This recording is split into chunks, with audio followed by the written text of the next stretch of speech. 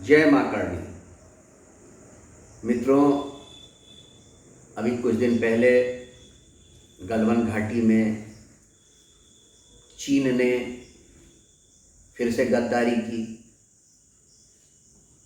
जो उसके खून में है, और हमारे कुछ सैनिक शहीद हुए। लेकिन हमारे सैनिकों ने उनकी इतनी क्षति पहुंचाई। मुझे जो जानकारी है कि वो बहुत ज़्यादा संख्या में हताहत चीनी सैनिक हुए, हमारे सैनिक भी हताहत हुए। मित्रों, आखिर में चाइना इतना शक्तिशाली कैसे होता जा रहा है? कभी हम लोगों ने सोचा इस पर? बिल्कुल नहीं। हम हमेशा पाकिस्तान को देखते रहे,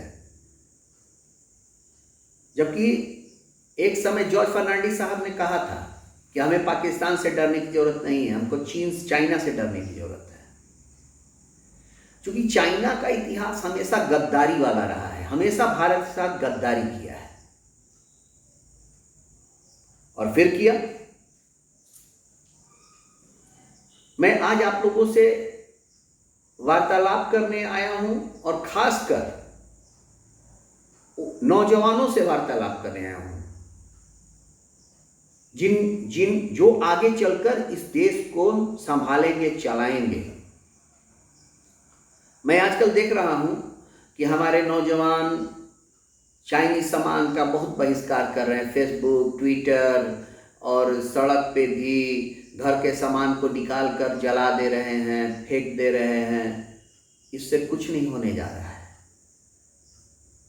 हमारी एक आदत है, मेरी बात कटु होती है, मेरी बात लोगों को बुरी भी लगती है, लेकिन हमारी एक आदत है, हम अपने जज्बात को ज़्यादा दिन जिंदा नहीं रख पाते। हमारे जज्बात चंद दिनों तक हमारे पास रहता है। हम चाइनीज सामान का बहिष्कार कर रहेंगे, ये प्रण लेंगे।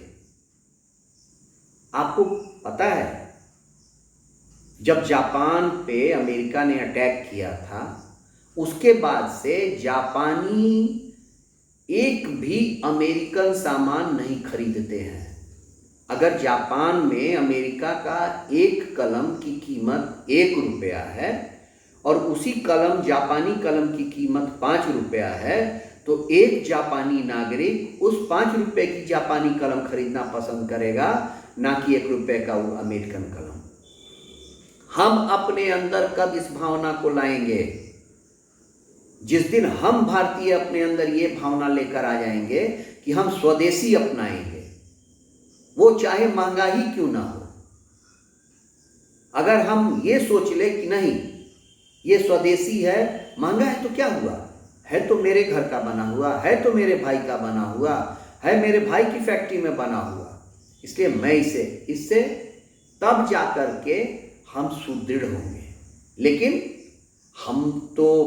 हमारे अंदर तो एक भावना है कि भारत का बना हुआ चीज़ खराब होता है। हमारे अंदर ऐसी सोच डेवलप की हुई है।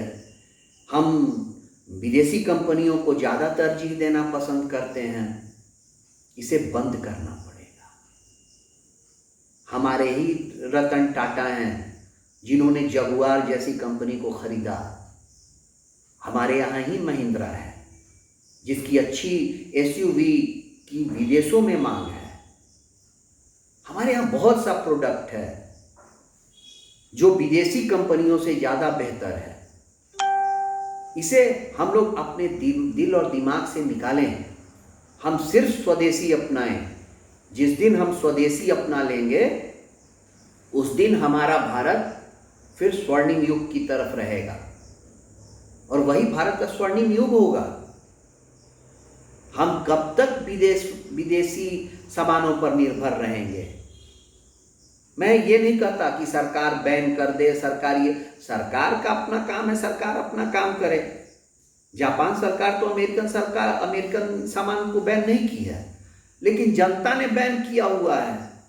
तो हम भारत की जनता अपने घर में जो भी सामान उपयोग में लाएं, यूज में लाएं, वो भारतीय हो, वो भारत में बना हुआ हो। जिस दिन इस सोच के तहत हम लोग अपना कार्य शुरू कर देंगे, हम भारतीय उत्पादों का उपयोग शुरू कर देंगे, उस दिन फिर ये देश सोने की चिड़िया होगी और हम बहुत आगे जाएंगे। और जा रहे हैं, ऐसा थोड़ी ही है, सभी क्षेत्रों में हम लोग आगे जा रहे हैं। इसलिए मैं आज आप सभी भाइयों से एक निवेदन करता हूं कि स्वदेशी अपनाइए, जो भारत में निर्मित सामान है उसे उपयोग में लाइए और विदेशी सामानों से दूरी बनाइए और चाइनीज सामानों का बहिष्कार कीजिए। चाइनीज सामान का बहिष्कार करने का अर्थ ये नहीं कि हम लरी लगाना छोड़ दें। हम चाइना का बना हुआ हर एक प्रोडक्ट, वो चाहे मोबाइल हो, चाहे घड़ी हो, बैटरी हो, कुछ भी हो, हम उसे नहीं खरीदेंगे, हम उसका विरोध करेंगे। बस हम नहीं खरीदेंगे तो मजबूर होकर दुकानदार भी नहीं लाएगा बेचने को। और जब तक हम अपने अंदर राष्ट्रवाद को जिंदा नहीं करेंगे, जब तक हम अपने अंदर अपने स्वदेशी को जिंदा नहीं करेंगे, तब तक कुछ नहीं होने वाला। और फिर इसी तरह से हम जैसे अभी 70 वर्षों से चलते आ रहा है वही चलता रहेगा। इसलिए मैं आप सभी से, सभी युवाओं से, खासकर विद्यार्थियों से ये निवेदन करता हूं कि विदेशी सामानों से दूरी बनाएं और चाइनीज सामान का बहिष्कार करें। सरकार पे दबाव बनाने की कोई जरूरत नहीं, सरकार को अपना काम करे। सरकार को बैन करना है करे, नहीं करना है मत करे। हम भारतीय नहीं खरीदेंगे, हम भारतवासी अपने भारत की बनी हुई सामानों को उपयोग में लाएंगे। इसी के साथ जय हिंद, जय भारत, जय मां करणी।